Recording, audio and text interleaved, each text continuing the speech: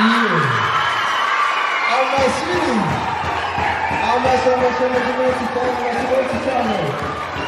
amashyi menshi cyane reka mbabwire njyewe ndabeshya kandi murabizi ntabwo njye mbeshya bano abantu ni abambere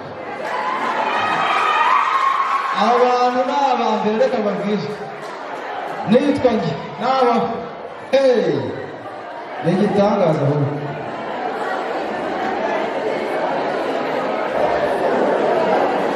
aba bantu uburyo babyina biragaragara kabisa kiriya nicyo bita impano. Iyo bavuze impano ni iki?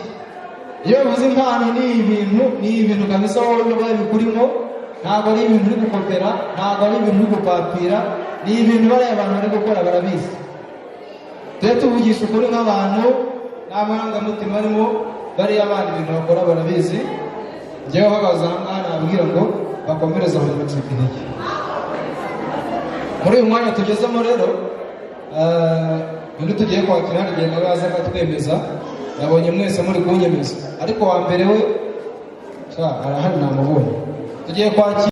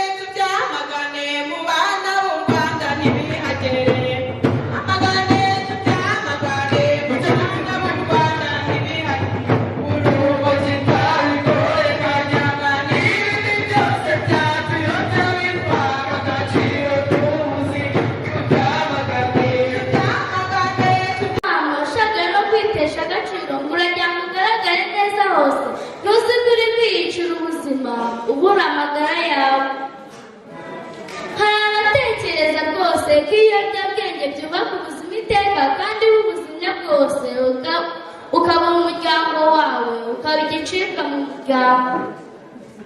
Tekereza musore nkunda, bya birara byo ku muhanda byagushora inshuti yanjye ngo unezerwe no gushuka abakobwa, kunywa ibiyobyabwenge mukishora mu mibonano mpuzabitsina mukandura indwara itera. Byaba ari agahinda, byaba ari igihombo kubona umwari w'u Rwanda nkawe atwite inda y'indaro kubera ibiyobyabwenge. Iyo sida ntitinya, iyo sida ntireba, ihagarara aho iguye, si ubuzima ikabuhunga ikabukora ibiryo byayo. Tekereza rubyiruko rwiza, iyo sida nawe uyanduye ipfunwe n'ikimwaro mu muryango ugasigara umeze nk'utagira umuryango, ni wowe waba wizize rwose. Ni koko ubuzima bwanjye nta gaciro kanjye, mbese ubuzima wabugura iki shenge muri bwa butunzi burenze, bwaba amabuye y'agaciro cyangwa zahabu zirenze? Shira inkumbu, shira agahinda, umumararungu yaje, wowe wanduye iyo ndwara, jya mu bandi ugire urugwiro, ugire inama ababishoboka ko nta cyiza cyabyo. Yari umusizi usiga adategwa, yari umusizi usigira abera, umwe muri bene Kanyarwanda ni Ishimwe Gisela. Murakoze. Ifandwa TV, Factory Wandwamagana TV.